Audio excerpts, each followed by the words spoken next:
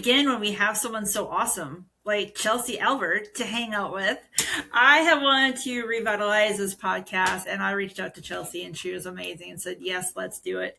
And I just want to get to know Chelsey. I want to be able to share who you are. How did you get here? How in the world does someone, I need to know, like I already know your story, but those who don't know you, how do you become a holistic healer? How do you learn that you have this gift of like hypnotizing people, but it's not like what you see in the movies at all, right? You're not like dur, dur, dur.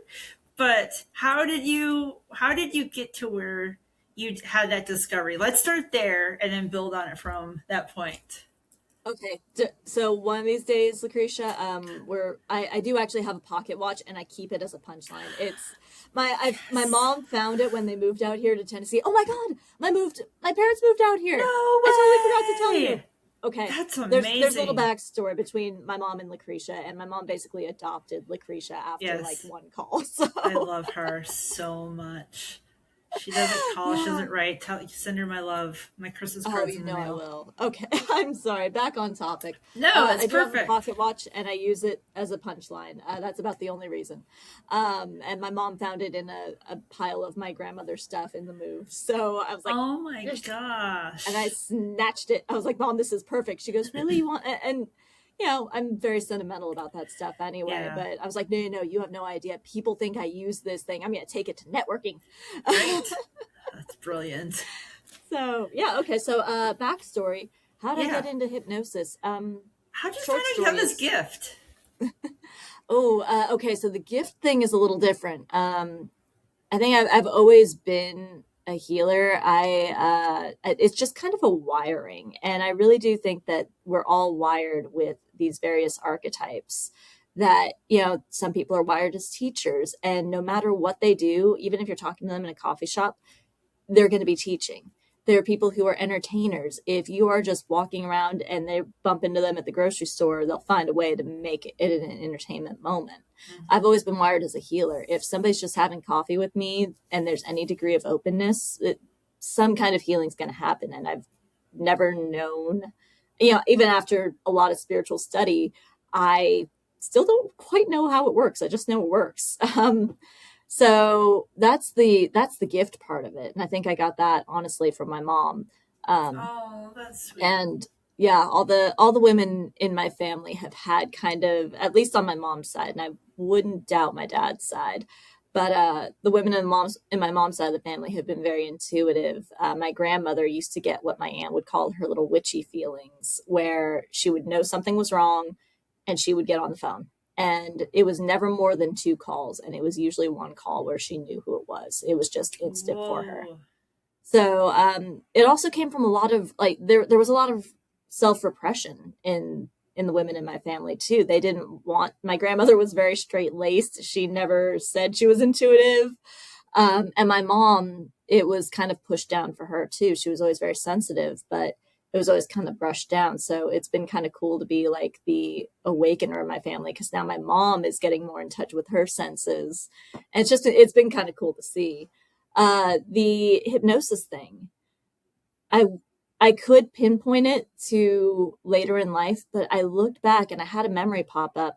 Even when I was 6, I was fascinated with hypnosis. I would try to Really? hypnotize my dad with a spoon at the dinner table. That's adorable. And yeah, it was, he played along and it was so sweet. But I that memory popped up recently for me, and I guess it just kind of was something that was always in the background of my mind.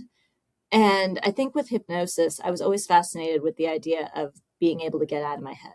I've always lived in my head, and I actually, the people you heal are usually the people you are. So Oh, I wow. so that's why hypnosis appealed to me, was because it was something that I couldn't analyze, I couldn't logicify, I couldn't talk in circles around. I was always a very analytical kid, always a very smart kid who could kind of pinpoint and talk my way into things or talk my way around things. I could analyze things, but I couldn't actually heal them. So fast forward to a divorce with a narcissistic ex-husband. Um, I had all these thoughts in my head that I knew weren't true. I knew they weren't helpful. I knew they weren't even mine. And I could not stop thinking them. So Yeah. I said something instinctively in me just said this feels like I've been hypnotized. And girl, there's a whole other conversation that we'll have later on about toxic people and hypnosis. It's a thing. But yeah, basically I called the guy who later became my teacher, and one session and one follow-up later, my entire life changed. And I thought, oh my God, I have to learn this. And then over the years, I've just been pulling in all of these other little techniques that worked for me, that healed me: eye movement integration, EFT tapping, my own intuition, theta healing, which is like energy healing on steroids. And most recently, okay, I think you're going to be the first one that I say this publicly on a podcast with. I channel as well, and that gift woke up for me literally this January. I Oh, yeah, I had a team come through, and again, I think another story for another time, but yeah, so it's over the years my practice has just grown and it's gotten deeper. Yeah, so that's my basic healing story. that's incredible. So how did you say I want to take this and turn it into like a business? Obviously you're helping people, so like what was that like inspiration or thought process for you? Okay, seriously, or honestly, vulnerably, I should say, money is my favorite cookie. I have always been a workaholic, and there are some Yeah. people who prefer gratitude as an energy exchange. I know some really talented, passionate healers who literally just work with the people they come across. And as long as that person experiences the healing and they're grateful and there's some kind of energy exchange there, some healers work on barter systems. Money is my preferred energy exchange. And I've always identified myself as a career, in my career, which may or may not be a good thing, but I love it. My career is my child. My career is definitely something that I like to throw myself into. So it was kind of a natural thing once I got good at this, that this would be an opportunity to offer as a business. And again, Yeah. just receive and exchange money and to help other Hmm. people expand their lives too. Right. Yeah. And when and to be able to find someone who they can like be more honest with, like you're more unconventional, so you're not like sitting on a couch type thing, you're not like locked in a room with someone, like because that can be so awkward and uncomfortable, and when you can bring in like this more, what's the word I'm looking for? Organic way of healing, where you can really Sure. get to the root of an issue without having to sit on, like, so I always hate it. Like I have been in therapy and I do not know why. Oh, it drives me crazy. But I do not know why. Whenever I've had it, it's like the couch and a coffee table and then the person and then the door. It's like, why can't I be closer to the door? You're trapped. There. Yes. Oh, okay.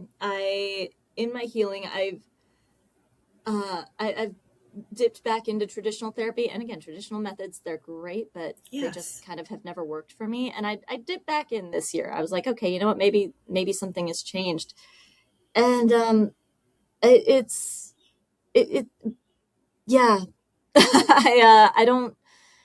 It seemed to me like they have been trained with so much formality and so much red tape, and it seems like traditional therapists, especially the way that they are now, and again, I could be wrong, but they are so very afraid of crossing any red tape or crossing any lines that Mm-hmm. they they can't heal. They're sitting there, and they're in the background of her mind. I could see the background tape going, do not do this, do not do this, do not try to trigger her, do not. And I told her, I was like, look, I give you full permission to be mean, I give you full permission to let this be wild. Yeah. And she responded, she goes, oh, I don't like to be mean. I was like, I guess I've always really identified with what's his name, Robin Williams' character in Mm-hmm. Dead Poet Society, Oh where he just yeah. gets up on the Captain, table my and has people, captain. yes, and he just has them start ripping that first page out that's just analyzing poetry to Mm-hmm. death. He wants them to live it. He wants Yeah. them to breathe it. And, Mm-hmm. he's funny. And I think that's the way I kind of approach healing. Is it doesn't, you kind of have to be a little wild with it. You kind of Yeah. have to be a little unexpected. I've had so many people scream into a pillow in my apartment that I'm surprised my neighbors haven't called the cops. Scream Again, that therapy hence the is pillow. amazing. Scream Yes. therapy.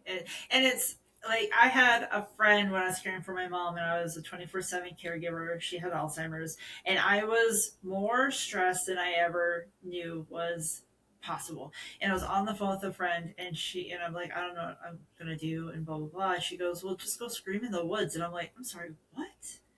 She goes, Hmm. yeah, just go scream in the woods. And it was almost like she gave me this permission. So the next day I took my dog for a walk out to the woods and I apologized to my dog. Yeah. And then I just screamed and I was like, holy cow, like this was so healing.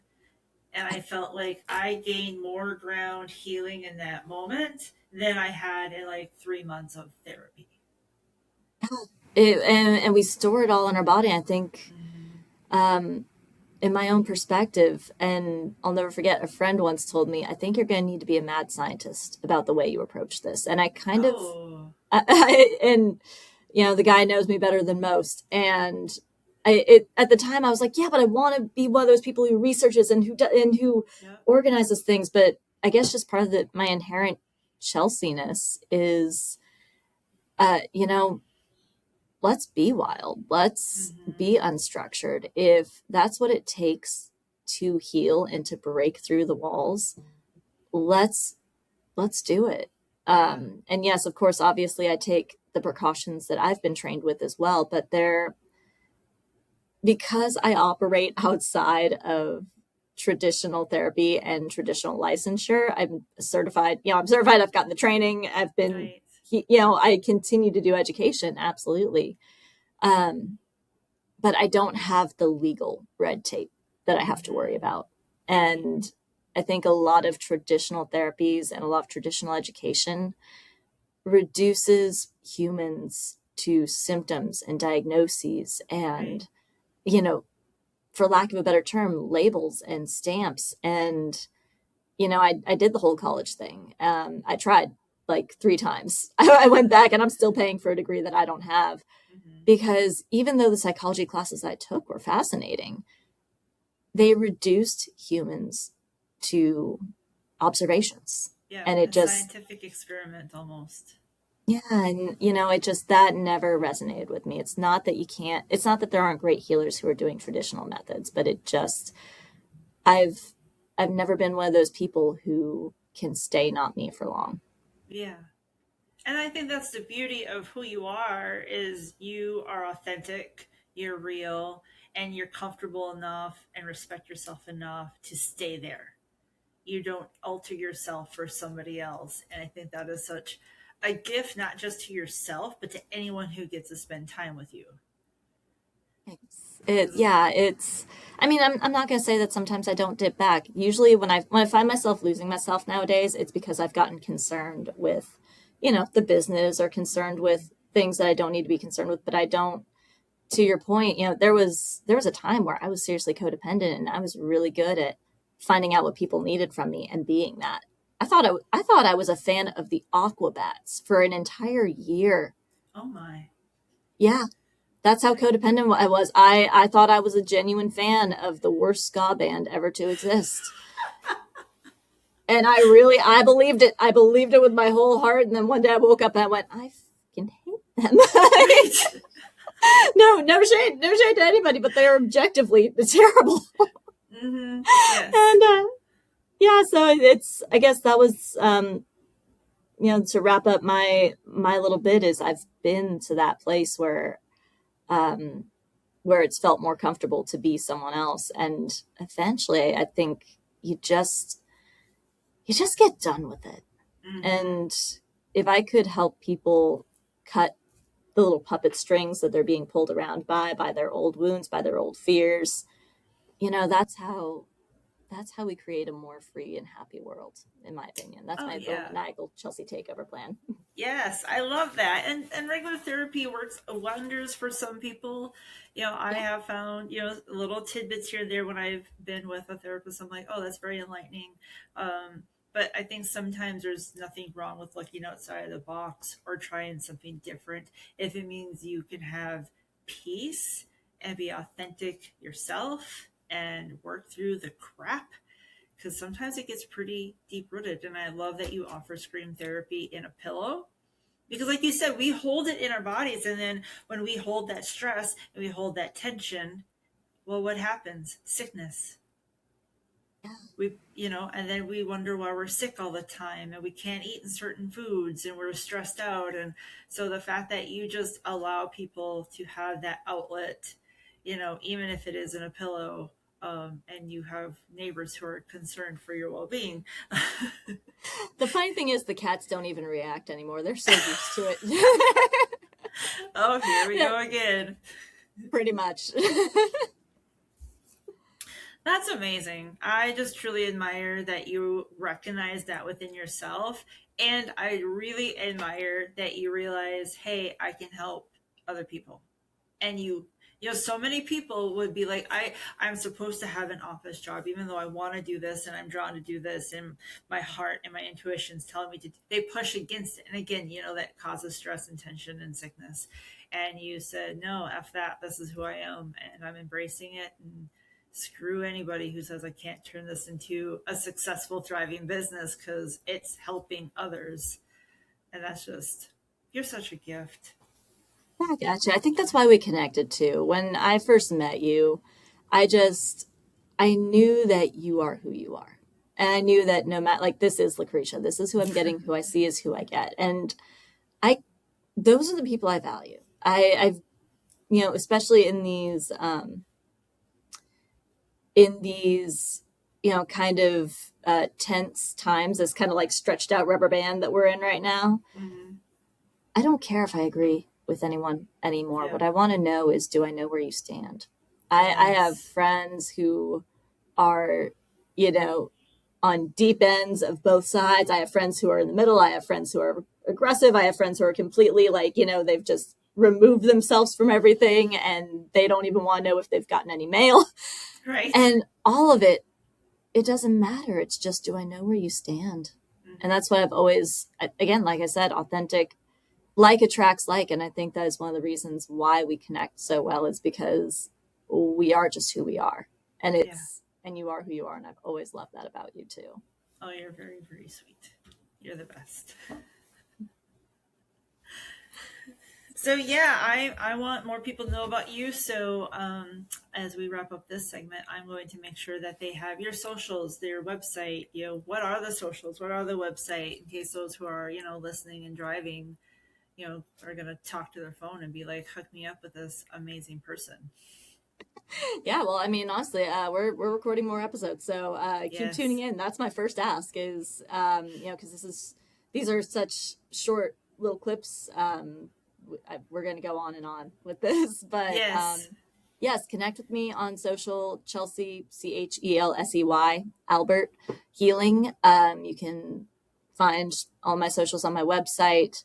And yeah, just kind of, and also, I do have an app that I've launched, which I'll mention in another video, but check out Tasklandia if you're a small business owner and you want to gamify doing all the stuff like networking, where you meet amazing people like Lucretia and then you end up on a podcast and all of a sudden things are just taking off. So that's, I'm so excited for the start of this adventure. I really am. Me too. And we'll continue into more. Then. That's it for this episode. If you want to learn more about Chelsey, go to her website, chelsealbert.com. And that's Chelsey, Chelsey, Albert.com.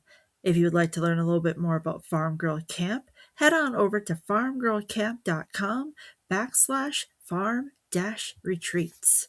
This episode was edited by Girl Boss Productions.